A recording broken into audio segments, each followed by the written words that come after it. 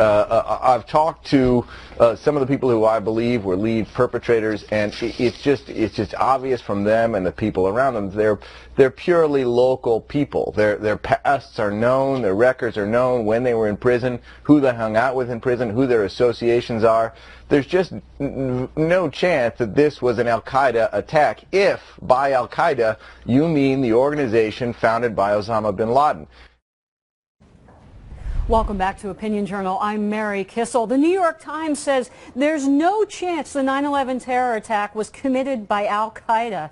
Some House Intelligence Committee members are disputing that account. Who's right? I've got Tom Joscelyn from the Foundation for Defense of Democracies to weigh in. Tom, what are your sources telling you? Did the New York Times get this story right? No, I think they got it very wrong. In fact, there's a lot of evidence showing that the Al Qaeda network was involved in the attack. There's evidence that's been reported by the New York Times showing that Al Qaeda was involved in the attack. There's been some great reporting in the Wall Street Journal about this, about some of the individuals involved, and frankly, all of that evidence was basically ignored in Kirkpatrick's piece. Well, Kirkpatrick, though, makes a distinction between Al Qaeda Central, if you will, and other groups. Is that a good distinction to make? No, it's a common distinction. It's phony. Basically, Al Qaeda has always been this international network. It was an international network prior to 9/11. It's an international network now, and it probably always will be until it's finally rolled up. But the idea that somehow that Al Qaeda is just this core group in South Asia that we need to kill with drones and everything else is unaffiliated with Al Qaeda is just simply false. Tom, do we know who masterminded this attack on Benghazi? No, and in fact, the New York Times can't tell you who masterminded the attack either. That's the thing. In a 7,000-plus word piece, only one suspect is named in the whole thing. So there's a lot of details we still don't know about the actual attack. You had a blog post up at the Weekly Standard that mentioned someone who wasn't named here, Mohammed Jamal. Why is he important, and how does he figure in here? Well, as the Journal first reported, Jamal is an Egyptian who's been loyal to Al Qaeda since the 1980s, late 1980s. And in fact, he trained some of the attackers that took part in the Benghazi attack. This completely undermines the thesis put forth by David Kirkpatrick in the New York Times, because you have Egyptians, not locals, who are affiliated with Al Qaeda, who come in and help execute this attack in Benghazi. This is completely the opposite of what Kirkpatrick is saying.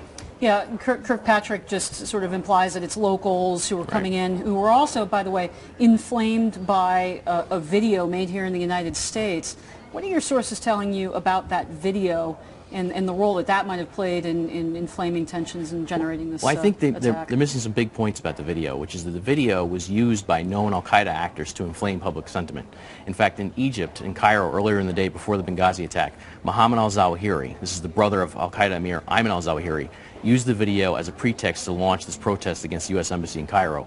Other known Al Qaeda actors did that in Cairo and elsewhere. So the idea that it's just the video in isolation was sort of the motivation behind this is really just a pretext. Do you think that this Times article is backfiring a little bit, because it's actually drawing attention again back to Benghazi, back to the fact that we haven't caught the people responsible for killing those 4 Americans? Yeah, I thought this was going to quiet down as an issue, and yet here we are talking about it once again. So I think it has backfired. And the bottom line from my perspective is the U.S. government has a list of suspects who they think were involved. I think we should see more of that evidence about who they think was involved. I think we should see the names of the people who were in the sealed indictments that have been the U.S. government is going after. And we should see this Benghazi attack network that's been compiled by U.S. law enforcement officials to understand sort of who was really involved in this. So declassify some of it. Give us some more information. Couldn't agree more. Right. Foundation for Defense of Democracy's Tom Joscelyn. Thanks so much for joining.